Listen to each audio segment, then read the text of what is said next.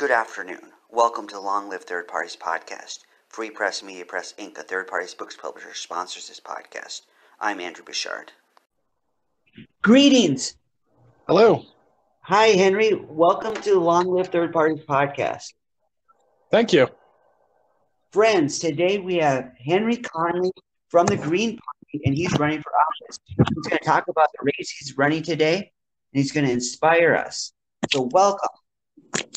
Thank you very much. I'm glad to be here. We're glad to have you. Let's get started by you kindly telling us about yourself and how you got involved in the Green Party. Sorry, you kind of faded out there on me. Say that one more time. Kindly tell us about yourself, an introduction to yourself, and how you got involved in the Green Party. Oh, okay. Yeah. So, brief introduction to myself. I am my personal beliefs, I am a classical Marxist. So I fall within the anarcho-communist philosophies. But my policies and my activism really is rooted in eco-socialism and the advancement of protection of our environment.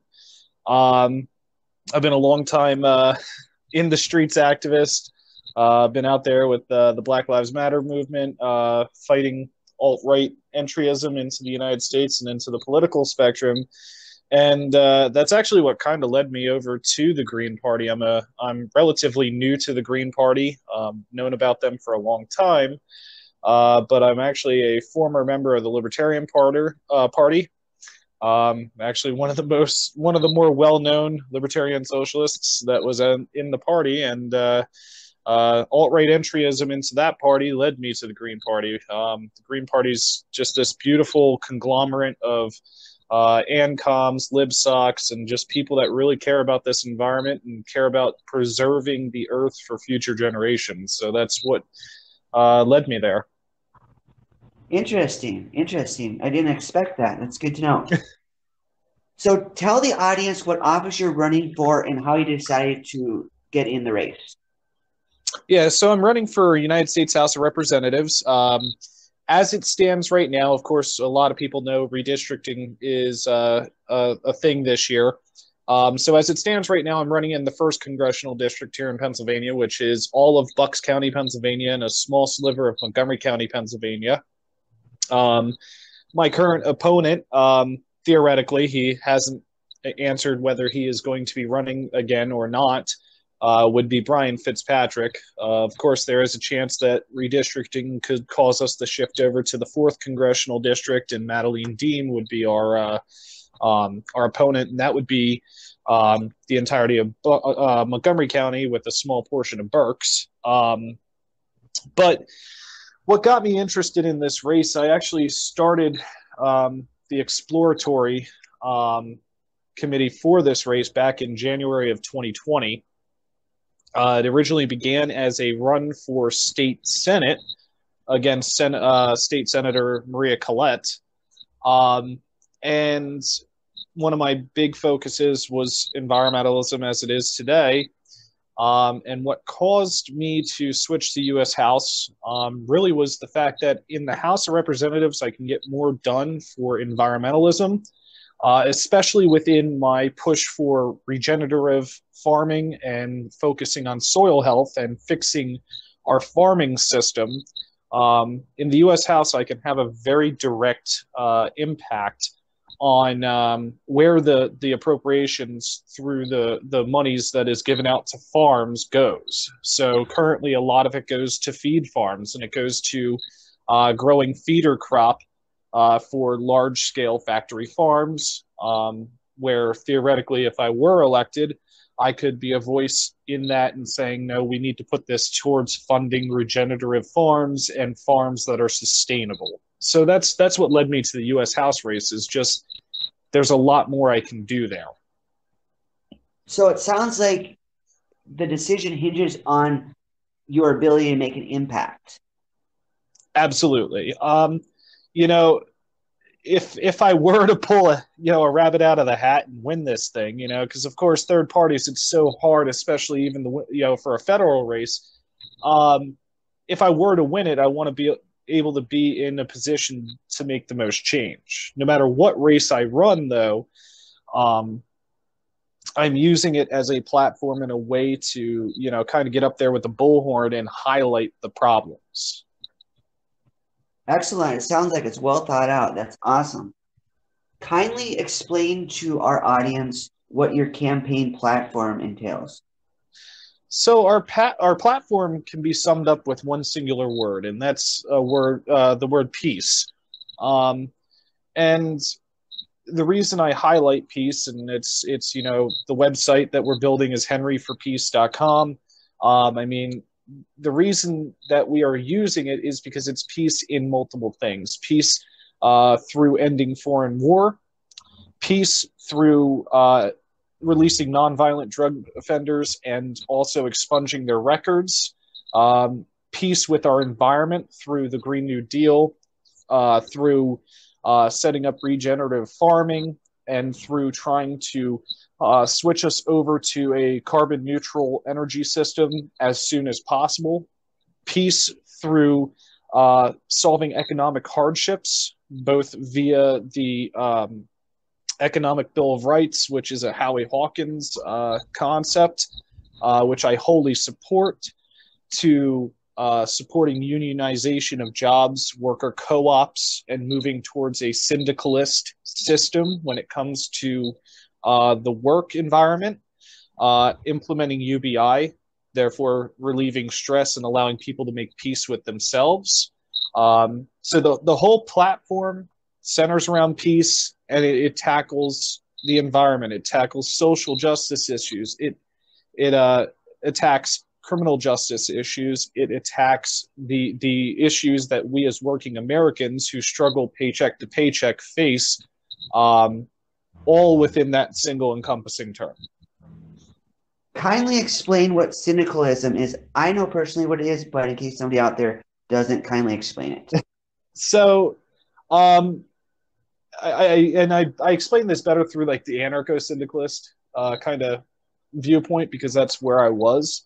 But syndicalism, and wrap it up even more broadly, the socialist perspective on the workplace is really highlighting the concept of giving the worker the means of production, giving them an equal vote in their workplace, an equal say in their workplace, a more horizontal workplace structure, whether that be through unionization, helps safeguard the rights of the worker against the the ownership class or the capitalist class, or through a group of workers forming a worker co-op.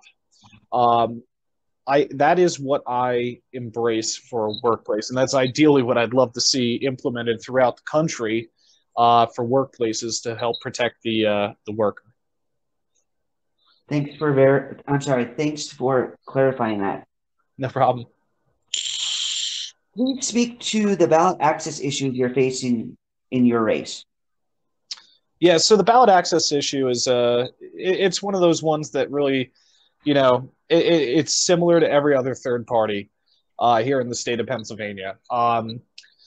The Green Party of Pennsylvania, luckily through the work that they put out the last election cycle, attained their minor party status, which does give us some benefits as far as who we control and who we can, controlling who we have on the ballot as a Green Party candidate. But as a candidate in the state of Pennsylvania, I do not have access to the primaries. The primaries are locked out for third-party candidates. The only parties that can be involved in that are the Republican and the Democrat oligarchy. And so for me to be able to gain access to the general election ballot, I need to collect a certain amount of signatures. In my case, it is 2% of the highest vote getter in the last general election, which puts me somewhere around 5,000 signatures. The issue is that there's a 2-week period where the Republicans and the Democrats can actually challenge my signatures. And if I don't have enough signatures to stay over that threshold, I'm knocked off the ballot, and I am no longer an option for the people. My voice is essentially silenced, and so would be, in theory, thousands of voters' voices, kind of forcing them to choose between the two parties. So when we really rationalize it down, I'm looking at 9,000 plus signatures, and I have only a few months to collect those starting next year. When is the due date for those signatures? The due date would be, I believe it's going to be the second week of August in 2022. Okay. Well, we hope you can get those. That would be awesome. My team is putting together a pretty solid ground game. It's going to be a lot of blood, sweat, and tears. We're going to wear through the soles of our shoes multiple times, but I think we have a solid plan that both nets us the signatures and gets us to knock on as many doors and talk face-to-face with the constituents as possible. Since you mentioned your team, kindly explain how you organize a team, how you recruit a team. We have people who are listening in the audience, they might want to run for office themselves. Can you explain how that works? The first thing I would say to anybody that's considering running for office is this. Start becoming very active. Start, being involved in your community, in the party that you want to run with. Find volunteer opportunities. Get connected with people that share a vision you share long ahead of your race. Build that friendship, build that relationship with them. The people that are on my team are people that I've been in the streets with in Philadelphia for Black Lives Matter, in our, my previous town of Lansdale. They're people that I've been out there with Refuse Fascism Philadelphia, going after, essentially blockading Trump's speeches in Philadelphia. They're people that have known me for a long time. So these people know who I am. They've seen what I am about. They understand what I'm about. They know I'm not pulling their strings.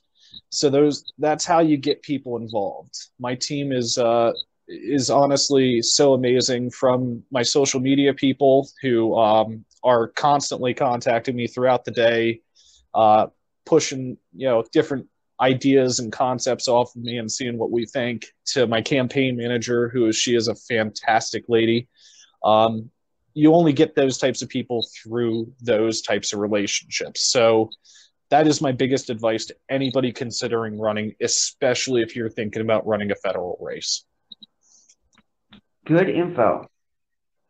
So how do you balance having a job with a campaign? Long story short, lack of sleep. If you want me to be honest, anybody that considers running for office, anybody that has run for office will tell you this: if you're working a 40-plus hour a week job, you can almost guarantee that with the campaign, you're going to be at 75 plus hours. It's just guaranteed.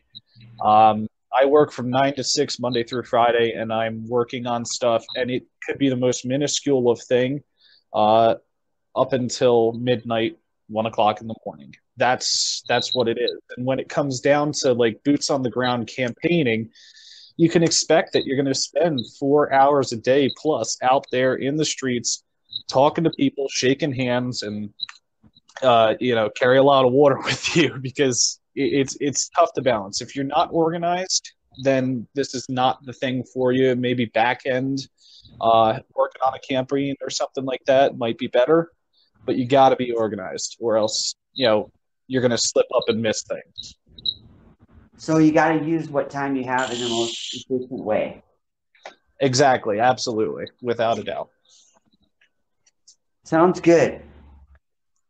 So if you're able to fit any podcast listening into your routine, what podcast would you recommend to our audience?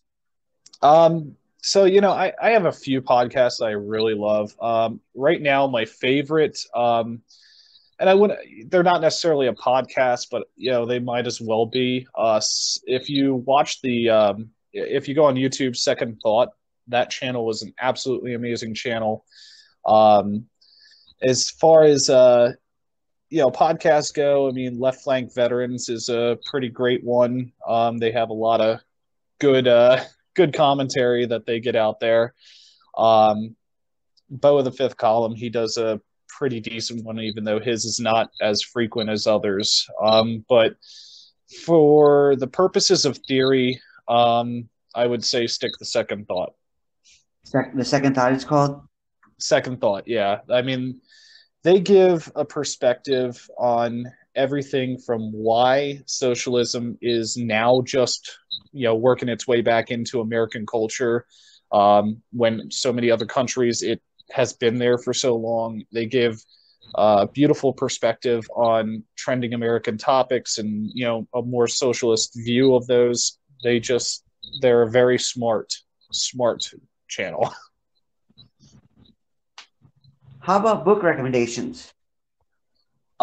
Books, I would say, if you're not familiar with socialism or communism, Marxism, any of that, you might as well start with the book that kind of sparks it for almost everyone. The Bread Daddy's book, which would be Conquest of Bread by Peter Kropotkin.